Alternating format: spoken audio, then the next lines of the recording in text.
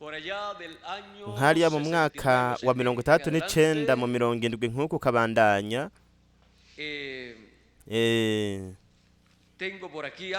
Aha ndafise ikintu nashaka kubereka nimwampa akanya gatoya.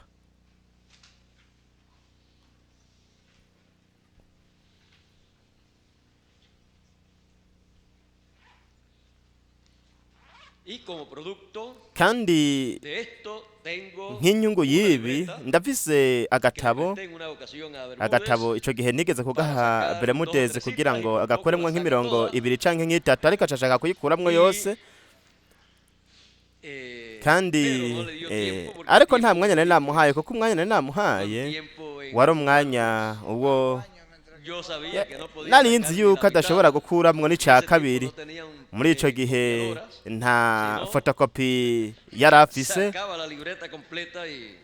yari guhavura afotora ico gitabo cose. Ariko mu mwaka twoshobora kuvuga mu 68 nko ngaho ukabandanya,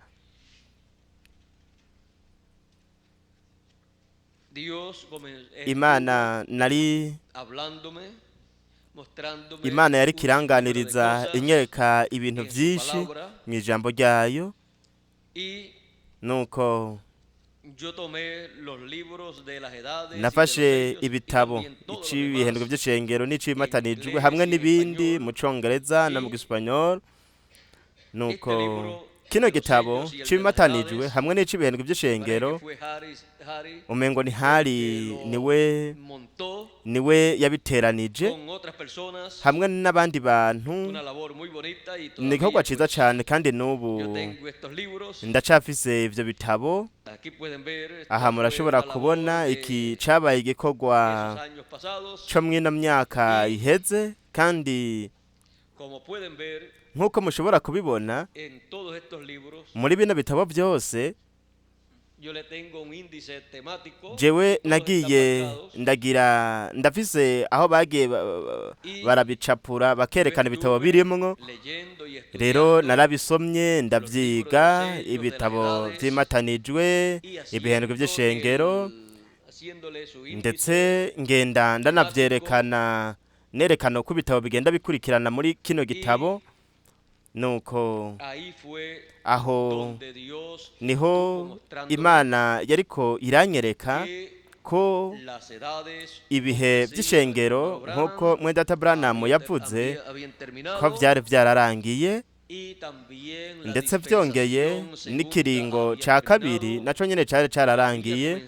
Hari haratanguye rero ikiringo gishasha, kandi nta numwe mu bantu hamwe no mu bavugabutumwa bari baramenye yuko ikiringo gishasha cari caratanguye, hamwe n'ibintu byose vyajana n'ikiringo gishasha. Kandi nabandanije kuvyiga ivyo bitabo, nawe abandanya kunganiriza. Aho nko mu 74 nariko ndavuga ubutumwa ku bijanye n'umwaka wa yubile, inzamba y'umwaka wa yubile, kandi ko hazoza ubwo mwaka wa yubile mu ntambuko y'Imana, kandi ko inzamba izovuga inzamba y'umwaka wa yubile. Abandanya kunyereka ivyo bintu byose. Igihe kimwe arambwira ko umwaka wa yubile hamwe n'ubutumwa jewe nariko ndavuga ko bwari neza inzamba y'umwaka wa yubile, kandi ko nariko ndatangaza umwaka wa yubile. Nuko hanyuma yabandanije kunyereka ibintu vyinshi, aho nahejeje nkamubwira ntibinyereke ivyo mw'ijambo ryawe. Arabinyereka byose mw'ijambo ryiwe. Ndamubwira nti ibi ndavyizera kandi nzobivuga nubwo nzosigara ndi jenyene. Ariko igitangaje kuri jewe nuko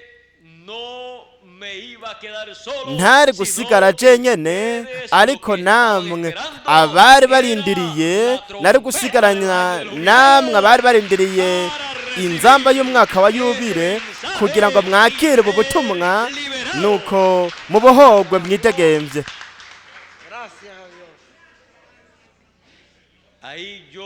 Aho nasohotse mu kiringo caheze hamwe n'igihe caheze ca Lawodikiya, ndidegemvya mva mw'ico gihe ca Lawodikiya hamwe n'ibintu byose vyari bihuye n'ico gihe, nuko nca ndabandanya mvuga ubutumwa, mvuga ibintu jewe vyampaye umwidegemvyo, kandi nagiye ndabona ingene twagiye turava mu kiringo caheze no mu gihe caheze twinjira mu kiringo gishasha icatanguye, hamwe no mu butumwa bw'inkuru nziza y'ubwami, ubutumwa bwatanguye, kandi ni ubutumwa bw'umwaka wa yubile, inzamba y'umwaka wa yubile niyo yasezeranye ko izokora ukwidegemvya kw'abantu bose.